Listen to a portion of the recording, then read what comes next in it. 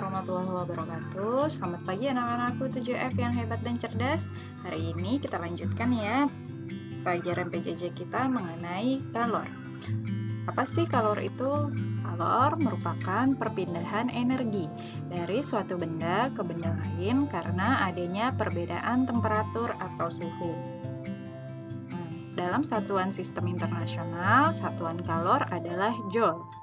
Nilai 1 kalori sama dengan 4,184 joule atau biasanya dibulatkan menjadi 4,2 joule. Jadi saya ulang ya, biasanya nilai 1 kalori itu bisa disebut juga nilainya sama dengan 4,2 joule. Nah, nilai 1 joule itu sama dengan 0,24 kalori. Jadi, satuan kalor ada yang menulis dalam kalori, ada juga yang menulis dalam joule. Tapi kalau ditanya di soal dalam satuan sistem internasional, maka satuan kalor yang paling tepat adalah joule. Paham ya? Oke. Kalor itu untuk menaikkan suhu benda, maka bergantung pada jenis benda tersebut. Jadi kalau banyaknya kalor untuk menaikkan suhu besi tidak akan sama dengan banyaknya kalor yang digunakan untuk menaikkan suhu air, karena beda jenisnya antara besi dengan air. Nah, makin besar kenaikan suhu benda, maka kalor yang diperlukan akan semakin besar pula. Nah, jika massa bendanya semakin besar, maka kalor yang diperlukan untuk menaikkan suhu suatu benda tersebut akan semakin besar pula.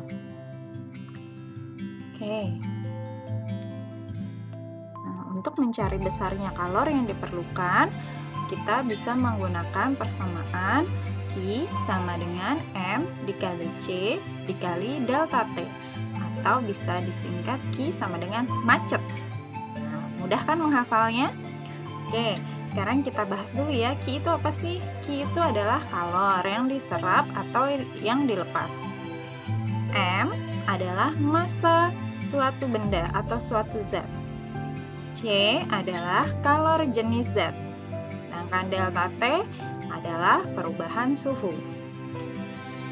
Oke, perhatikan ya. Q, kalor yang diserap atau dilepas suatu benda. Satuannya dalam joule atau dalam kalori. M, ini M, adalah massa suatu zat. Satuannya bisa dalam kilogram atau gram. Delta T atau perubahan suhu nilainya dalam Kelvin atau dalam derajat Celcius. Nah, untuk C atau kalor jenis, satuannya bisa joule per kilogram Kelvin atau kalori per gram derajat Celcius. Nah, yang perlu kalian perhatikan adalah jika yang ditanya nilai kalor dalam satuan joule, maka massanya harus dalam kilogram. Saya ulang lagi, kalau yang ditanya kalor dalam satuan joule, maka massanya harus dalam kilogram, kalor jenisnya harus dalam joule per kilogram Kelvin, atau joule kilogram pangkat min 1, Kelvin pangkat min 1. Jadi, kalau nanti kalian dapat soal, massanya dalam kilogram, suhunya dalam Kelvin, kalor jenisnya dalam joule per kilogram Kelvin, maka satuannya adalah joule.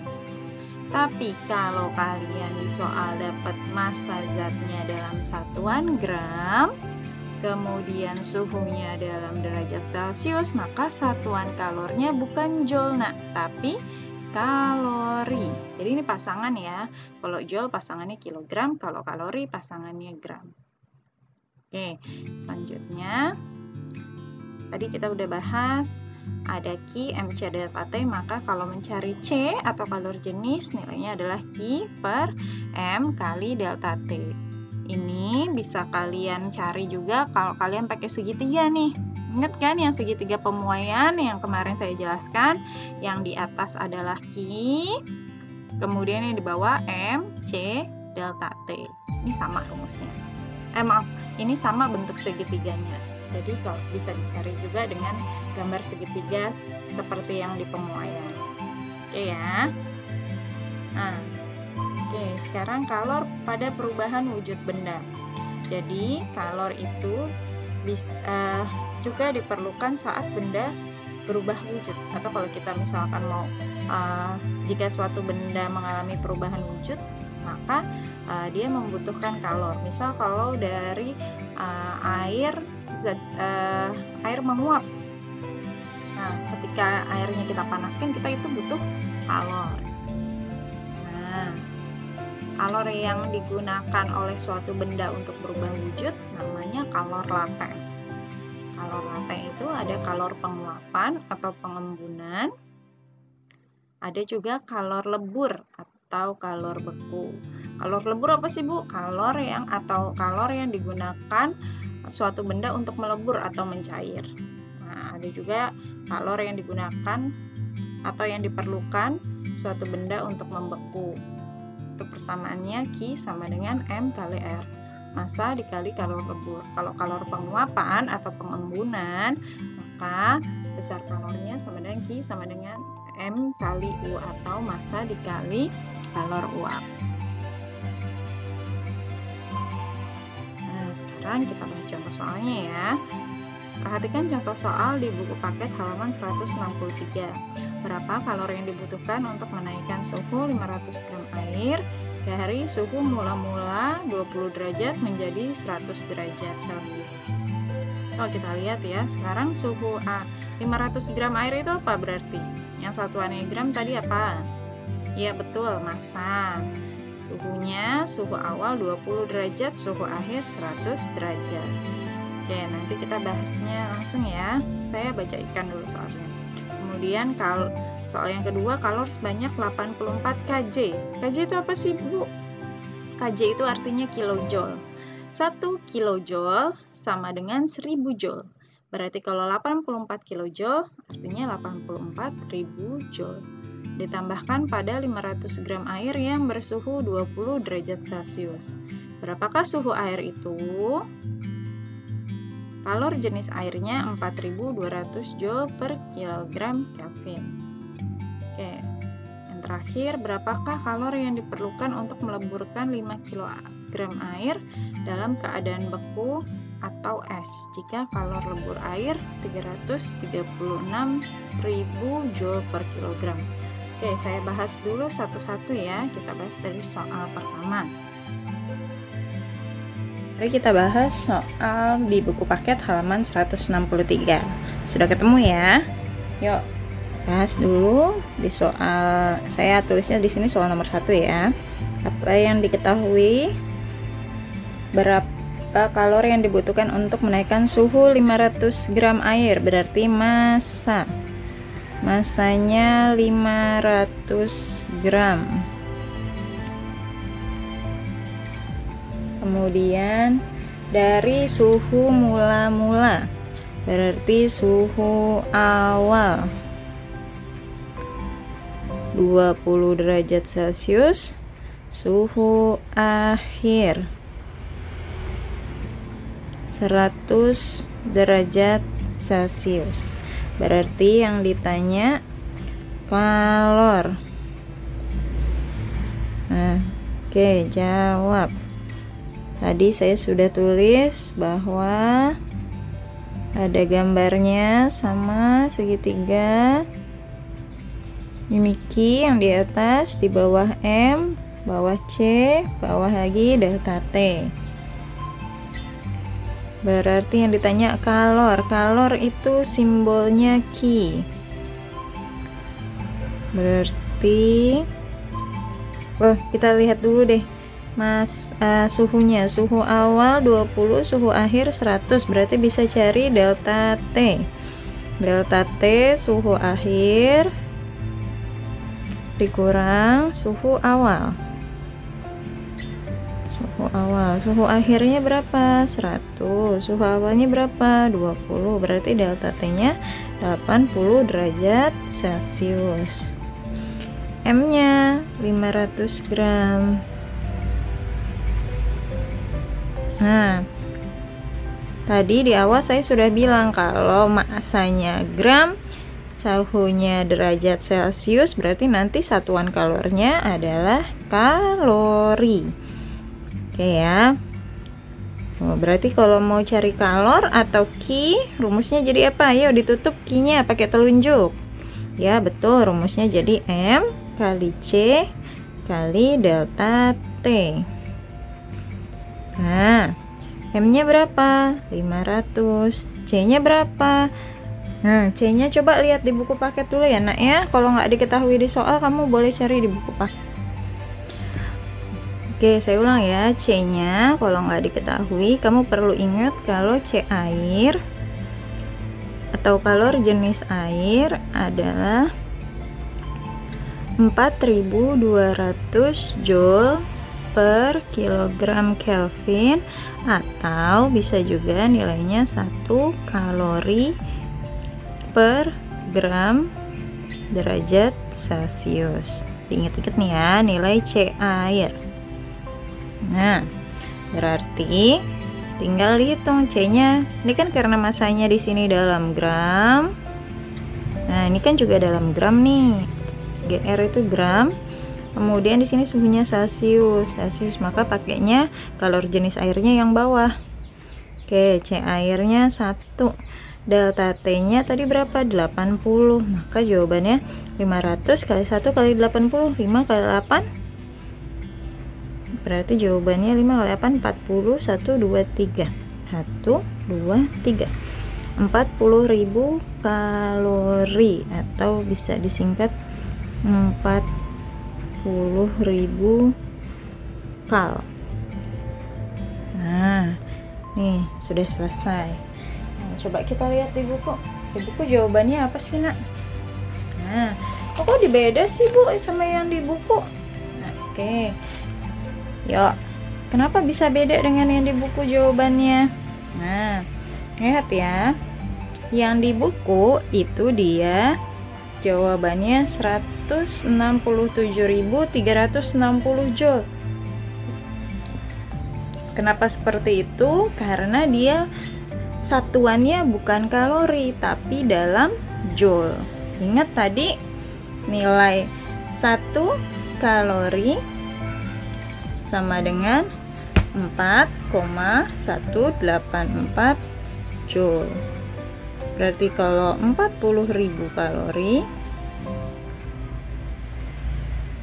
nah ya sudah, tinggal dikali saja. 40.000 dikali 4,184. Oke ya, yuk kita hitung.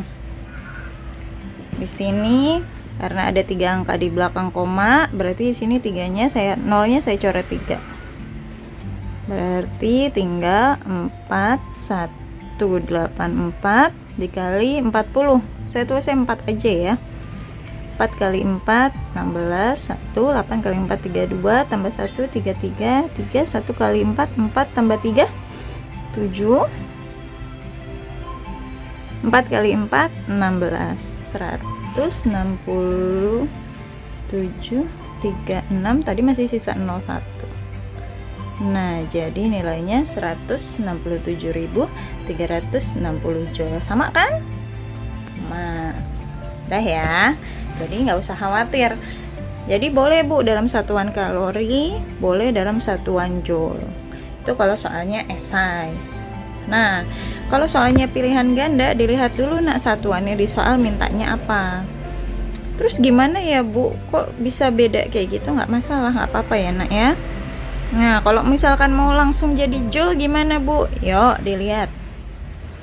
Kita lihat dulu massa. Massanya tadi berapa? 500 gram. Nih kalau mau langsung dalam Joule ya. Tadi delta T-nya tadi udah kita hitung, 100 dikurang 20 dapatnya 80 derajat Celcius. Kemudian kita cari C air. C air berapa di buku? Di buku itu ada nilainya 4184 Joule per kilogram Kelvin. Nah, oke ya. Nah, lihat dulu.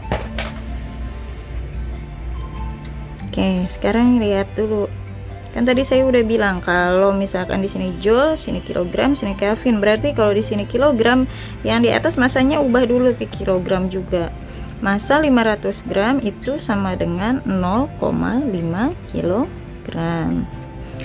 Ini suhunya 80 derajat Celcius, itu sama juga dengan 80 Kelvin. Kok bisa, Bu? Oke, kalau bingung, sekarang kita balik lagi ke suhu dan ke konversi suhu ya nak ya. Oke, saya balik dulu. Ingat nggak kalau kemarin kalau dari derajat Celcius ke Kelvin itu ditambah 273. Jadi kalau tadi 20 derajat Celcius berapa Kelvin, maka nilainya adalah 20 tambah 273, 293 Kelvin. Kalau 100 derajat Celcius berapa Kelvin? Berarti 100 tambah 273, jawabannya 373 Kelvin. Berarti kalau perubahan suhunya kalau dalam Kelvin berarti 373 dikurang 293 Kelvin. Jawabannya adalah 80 Kelvin. Sama aja kan? Oke, sama ya. 80 derajat Celcius. Ini setelah kita rubah dapatnya juga 80 Kelvin. Udah deh, tinggal masukin Q sama dengan M kali C kali delta T. M-nya 0,5, C-nya 80, T-nya 4184 Joule per kilogram Kelvin. Oke. Maaf. Nah. Oke, saya lupa bilang enak ya. Kalau nanti di soal C air itu kan kalau tadi di buku nilainya segini ya, 4184. Kadang di soal C air itu nilainya biasanya suka yang dipakai adalah yang 4200. Ini juga sama aja, jadi nggak perlu kamu bingung. Yang penting dilihat dulu di soal nilainya yang ketahuan berapa ya. Oke, sekarang tinggal kita kalikan. Setengah kali 80 nilainya 40 dikali 4100 atau 4184, hasilnya 167 3600 Joule. Selesai. Nah, sama kan jawabannya? Nah ya, sekarang saya lanjut soal berikutnya yang nomor 2. Soal nomor 2. Kalor sebanyak berarti yang diketahui Q. Kalor sebanyak 84 kJ. Nah, saya lihat dulu ya. 1 kJ, 1 kJ itu berarti 1 kJ. 1 kJ ini 1000 Joule. Berarti kalau 84 kJ berarti 84 dikali 1000. Pandai, 84.000 Joule. Paham sampai sini? Paham ya? Nah. Oke, 84 kJ berarti saya langsung tulis 84.000 Joule. Ditambahkan pada 500 gram air, berarti massa atau M 500 gram air. Suhunya, suhu awal 20 derajat Celcius. Kalor jenis air berarti C air 4200 Joule per kilogram Kelvin. Nah, ini yang tadi saya bilang. Kalau di buku tadi C air 4184. Nah, sekarang di soal C airnya 4200. Jadi nggak usah bingung ya, nilainya yang benar yang mana, Bu? Sama dua-duanya. Tergantung nanti di soal ditulisnya berapa. Tapi biasanya umumnya nilainya ditulisnya 4200 biasanya dibulatkan. Oke, sekarang yang ditanya adalah suhu akhir. Oke, sekarang dijawab. Gambar lagi segitiganya. Siapa tadi yang paling atas? Q, terus bawahnya M, terus C, terus delta T. Q-nya ada nggak di soal? Q-nya ada nggak di soal? Ada. Q-nya ada. M-nya ada? Ada. C-nya ada? Ada. Berarti yang ada apa? Delta T. Yuk kita cari. Cari dulu delta T-nya. Cari dulu delta T. Delta T berarti tutup delta T-nya. Jadi rumus siapa? Q per M kali C. Q-nya berapa? 84.000 joule. 84.000 dibagi M-nya. Nah, ini lihat. Kalau joule tadi pasangan, terus di sini joule per kilogram, berarti masanya harus dalam kilogram. Ini masih gram nih. Nah, berarti ubah dulu ke kilogram. 500 gram sama dengan 0,5. Kenapa 0,5? Karena naik 3 tangga. Naik 3 berarti dibagi 1000. Kan kalau lupa kilogram, hektogram, dekagram, gram. Berarti kalau 500 gram naik ber 1, 2, 3. Berarti dibagi 1000. 500 bagi 1000, jawabannya adalah 0,5. Sekarang M-nya 0,5, C-nya 4200. 84.000 dibagi 2100. 0,5 atau setengah kali 42, 21 ya, 21, 21 nolnya 2. Oke, ini sekarang bisa dicoret. Nolnya 2, coret habis. 84 bagi 21, 1 di sini 4. 1 kali, benar ya, 21 karena 4, 84. Berarti jawabannya adalah 40 derajat. Nah, ini delta T, ini baru perubahan suhu nih. Perubahan suhunya 40. Delta T. Delta T itu apa tadi? Suhu akhir dikurang suhu awal. Suhu akhir, delta T-nya 40. Suhu akhir 40 itu suhu akhir dikurang suhu awalnya berapa? 20 derajat Celcius. Maka 40 itu berapa dikurang 20? Ya, berarti suhu akhirnya pindahin nak. Di sini 40, ini kan minus, pindah ke kiri jadinya plus 20. Maka hasilnya 40 tambah 20, 60 derajat Celcius. Itu adalah nilai suhu akhir. Benar nggak? 60 kalau dikurang 20 hasilnya 40 ya. Oke. Sampai sini jelas? Jelas ya. Sekarang saya coba kita lihat. Benar nggak sih jawabannya? Halaman 171. Wah, benar ya jawabannya 60 derajat Celcius. Oke, soal terakhir. Soal halaman 166. Apa yang diketahui di soal? Soal nomor 3 diketahui 5 kg itu massa. Massa 5 kg. Massa air. Kalor lebur air berarti L. L sama dengan 336.000 joule per kilogram. Yang ditanya kalor, berarti ditanya apa? Q. Maka jawabannya Q sama dengan M dikali L. M-nya berapa? 5 kali 336.000. Harus diganti nggak? Enggak, karena di sini udah kilogram, di sini udah kilogram. Udah tinggal dikali aja. 336 kali 5. 30, 3 kali 5, 15 tambah 3 18, 1 3 kali 5, 15 tambah 1 16. Oh, 1680, tapi tambah 03 di sini. 123. Tuh, 23.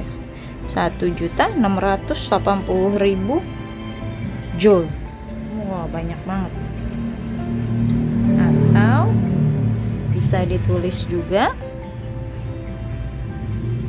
1,68 kali 10 pangkat 1, 2, 3, 4, 5, 6 joule. Seperti ini. Boleh juga ditulis seperti ini. Ya. Nah, selesai. Oke. Sampai sini paham ya, Nak ya?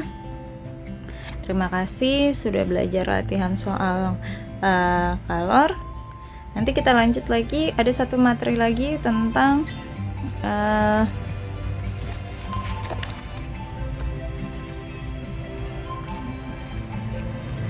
perpindahan kalor.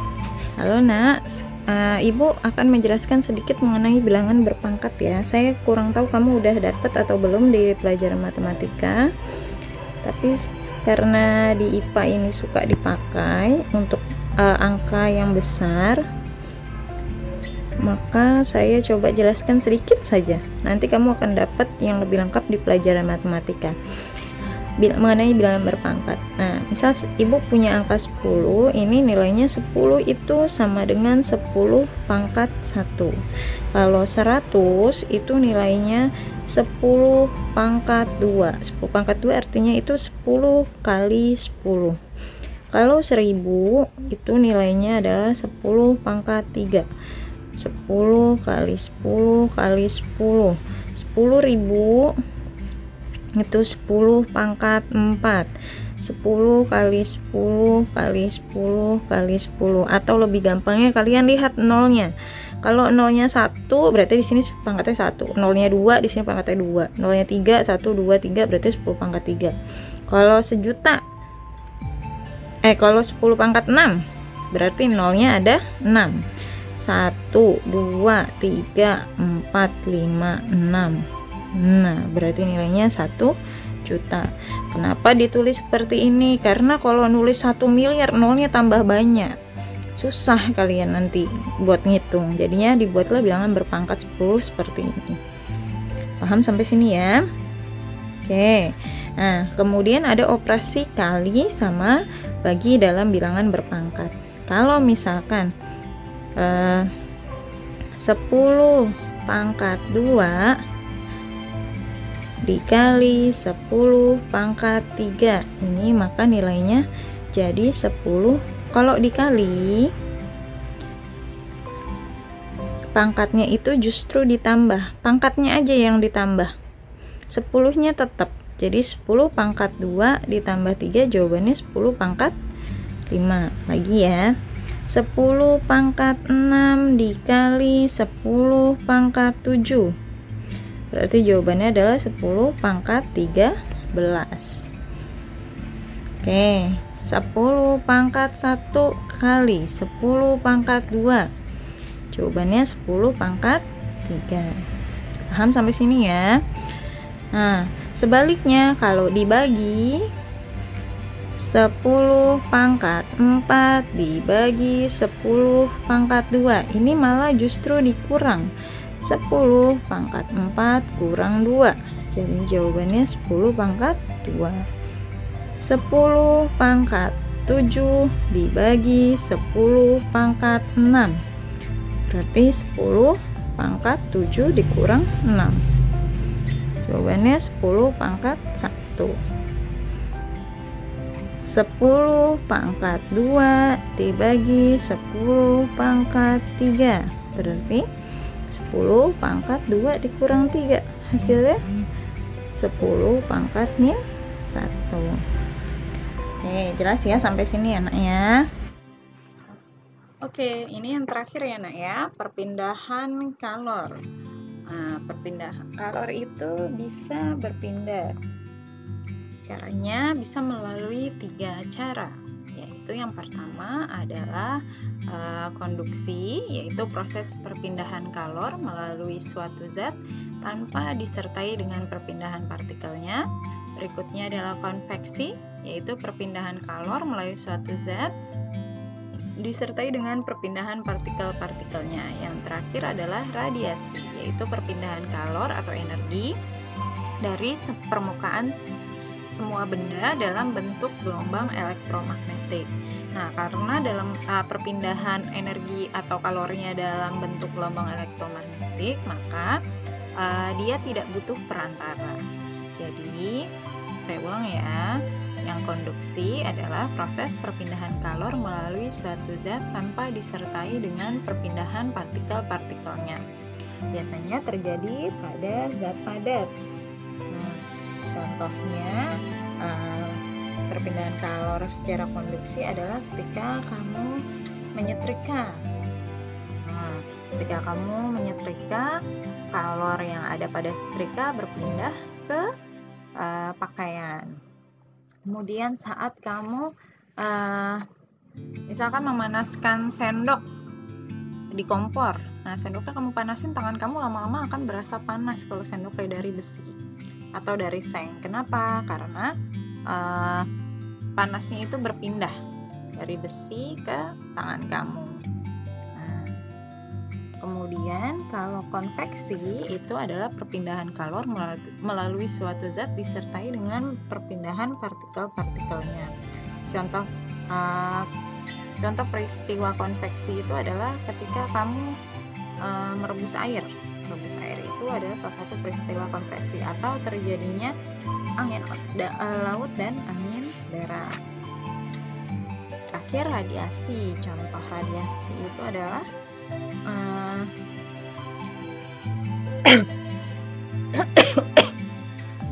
sinar matahari yang sampai ke bumi.